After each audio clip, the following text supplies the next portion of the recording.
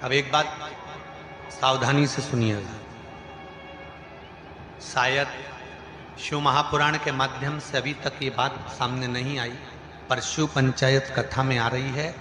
जितने आस्था चैनल पर कथा सुन रहे हो, जितने फेसबुक और यूट्यूब पर सुन रहे हो, और जितने इस छत्तीसगढ़ की पावन धरा पर बैठकर सुन रहे हो, बहुत सावधानी से सुनना।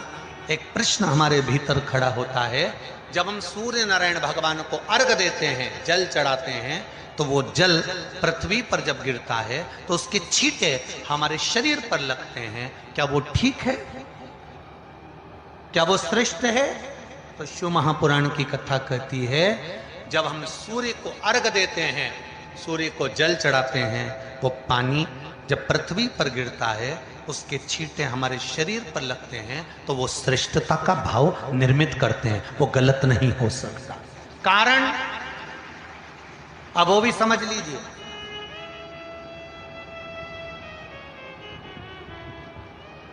अब सूर्य नारायण भगवान को आप जल चढ़ा रहे हो तो छींटे नहीं लगे, उसके लिए क्या स्टूल पे चढ़ के चढ़ाओगे कि कुर्सी पे चढ़ के चढ़ाओगे? अरे बोलो तो सही। अब कई लोगों के दिमाग में यह बात भरा गई कि हम भगवान को जल चढ़ाते हैं, वो हमारे शरीर में छींटे लगते हैं, जमीन पे से पानी गिरता है, वो हमारे शरीर को छींटे लगते हैं, भगवान को अच्छा नहीं लगता होगा। कौन ने कहा? पहले तो उसको पकड़ के लड़।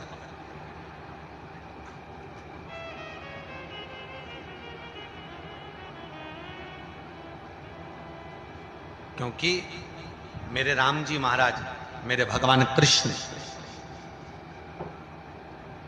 बड़े बड़े संत, साधु, सन्यासी, तपस्वी, साधक, उपासक जितने भी हुए, जिन्होंने सूर्य की आराधना करी, इन्होंने टेबल पे चढ़कर या कुर्सी पे चढ़कर जल नहीं चढ़ाया। इन्होंने पृथ्वी पर खड़े होकर ही, क्योंकि पृथ्वी तत्व के देव हैं शिव।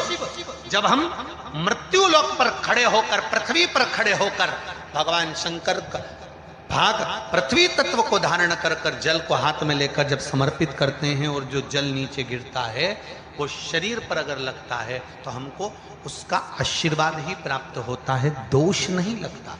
पर लोगों ने इसको विपरीत कर दिया। कि कौन ने विपरीत करा? कई लोगों ने इसको विपरीत कर दिया। कौन ने विपरीत करा? तो जो दूसरे धर्म के लोग होते हैं, जिनको हिंदू धर्म से नफरत होती है और जो हिंदू धर्म की पूजन, सेवा, अर्चना को समाप्त करना चाहते हैं, वो धीरे धीरे धीरे धीरे कहने लगे कि सूर्य को जल चढ़ाओगे तो शरीर में लगेगा, शरीर में लगेगा तो दोष लगेगा। इसको कह कहकर घर घर में सूर्य को जल चढ़ाना लोगों ने बंद कर दिया कि आप जल चढ़ाएंगे तो दोष लगेगा, शरीर पे छींटा लगेगा, शरीर को ऐसा लगेगा।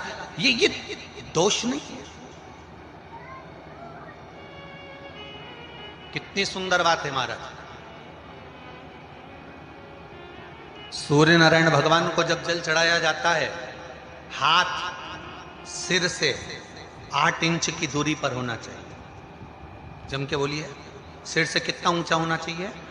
8 इंच ऊपर अपना हाथ होना चाहिए मस्तक से सूर्य को जल चढ़ाते समय। और ना चांदी का, ना स्टील का, न लोहे का, न प्लास्टिक का, न कांच का, न सोने का कोई बर्तन, न कांसे का, न एल्युमिनियम का, न पीतल का, केवल एक पात्र होना चाहिए, वो है तांबे का। काय का पात्र होना चाहिए? तांबे का पात्र। और सूर्य नारायण भगवान को जब 8 इंच ऊपर तुम्हारा हस्त है, और जब हम सूर्य को जल चढ़ा रहे हैं, कैसे जल चढ़ाना है वो भी समझ लीजिए।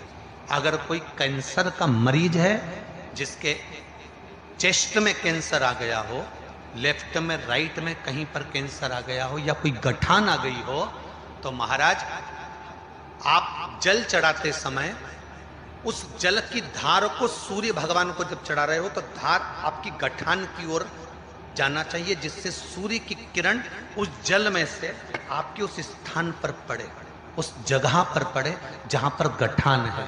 महाराज आप लगातार जल तो चढ़ाना चालू करो, अच्छे अच्छे डॉक्टर फेल हो जाएंगे और कह देंगे गठान ठीक हो गई। आपका लीवर और किडनी गड़बड़ कर रहा है, आप प्रतिदिन आपका स्वास्थ्य गड़बड़ रहता है, आप प्रतिदिन ये ज्योतिष शास्त्र के अंतर्गत, रत्न शास्त्र के अंतर्गत ये रत्न शास्त्र, ज्योतिष शास्त्र, रंग शास्त्र जो हमारे यहाँ है, रंगों के हिसाब से ये जितने रत्न होते हैं, माणिक हुआ, मोती हुआ, नीलम हुआ, मूंगा हुआ, पुखराज हुआ, ये क्यों कहते हैं ये पीला है, ये सफेद है, ये नीला है, ये लाल है, इसको शरीर में क्यों पहनाते हैं? उसका कारण होता है कि जब शरीर में पहनते हैं, सूर्य की किरण उसमें पड़ती है, हमारे शरीर पर वो कलर का इफेक्ट पड़ता है, उस कलर को शरीर पर लगता है, और शरीर पर लगता है तो हमारा शरीर धीरे धीरे, हमारी जो इंद्रियां हैं वो सही होने लगती हैं, काम सही होने लगता है। तो आप कहते हो ना सब, मैं कौन सा नक पहनूं, मैं कौन सा मोती पहनूं, मैं कौन सा पुखराज पहनूं, मैं कौन सा नीलम पहनूं, वो ज्योतिष शास्त्र के अंतर्गत, रत्न शास्त्र के अंतर्गत जितने रत्न हम पहनते हैं, ये केवल उस किरण के लिए ही तो पहनते हैं कि जो सूर्य की किरण मिले, उस किरण का प्रभाव हमारे शरीर पर पड़े। तो इन सबसे अच्छा है कि सुबह शंकर भगवान का नाम लो, तांबा का लोटा में जल भरो, 8 इंच ऊपर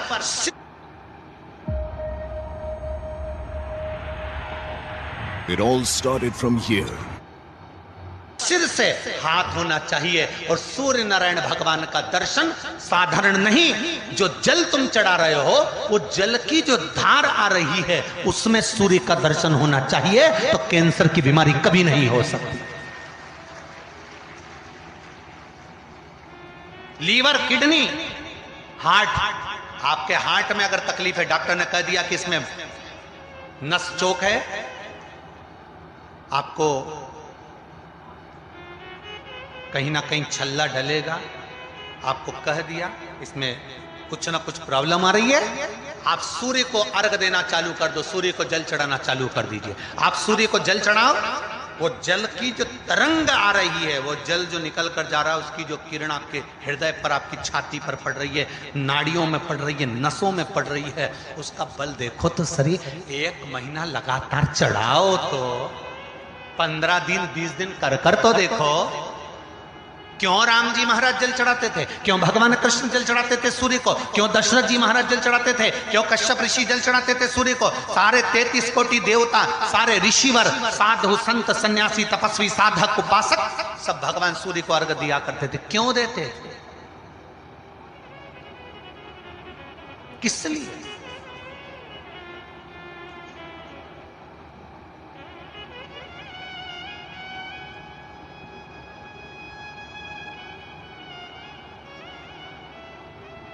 सूर्य नारायण भगवान को जल चढ़ाते समय आपके पंजों की एड़ी ऊंची नहीं होना चाहिए, ध्यान दीजिएगा।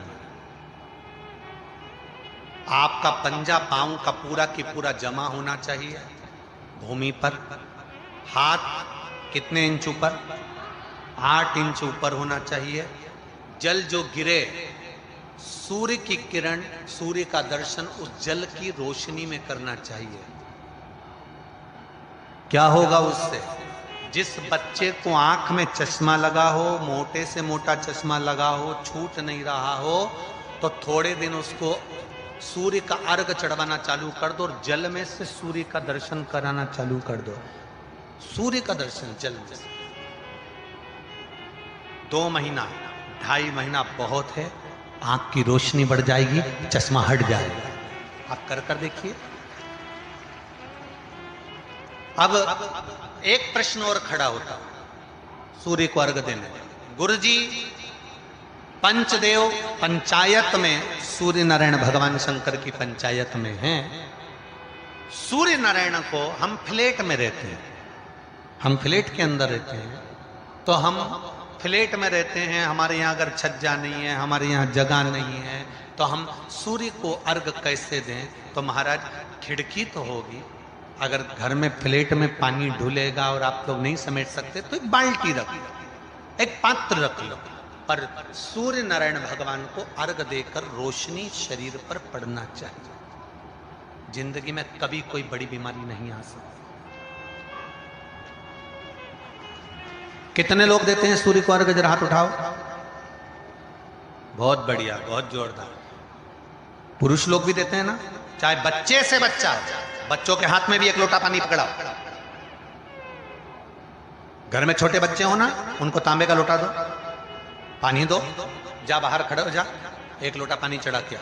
पहले दिन आप स्वयं बच्चे के साथ बाहर खड़ी हो, ओटले पर, घर के बाहर खड़ी हो, छत पे खड़ी हो या घर के बाहर खड़ी हो, और बच्चे से कह लो चढ़ाओ बेटा, देखो ऐसा हाथ 8 इंच ऊपर करिए, तांबे का लोटा लेकर पानी धीरे धीरे डोलना है।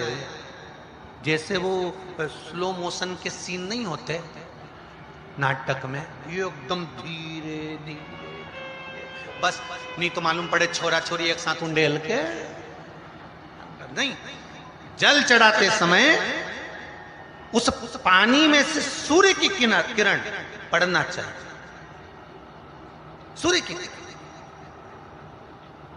एक बात और कहना चाहूंगा, अगर आप लोग स्वीकार करेंगे तो, अगर कहीं आपको लगता हो कि बच्चा पढ़ने में कमजोर है, विद्या में कमजोर है, रिजल्ट अच्छा नहीं आ रहा, पढ़ने में कमजोर है, वो पढ़े, अपनी जगह पढ़े, वो कार्य करे अपनी जगह करे, मेहनत करे अपनी जगह करे। बच्चों को कह दो कि कुछ समय के लिए सूर्य को अर्घ देना चालू कर। सूर्य की किरण जहां पर ब्राह्मण या हिंदू धर्म का व्यक्ति मस्तक पर तिलक लगाता है, भुकुटियों के बीच में उस सूर्य की किरण इस भुकुटी के बीच पड़ना चाहिए, परंतु पानी कम से कम ना करते हुए स्लो मोशन में धीरे धीरे गिरना चाहिए, एकदम धीरे धीरे। तो यहां एक रेखा सूर्य की किरण से पड़ती है। चंद्रदेव का लड़का था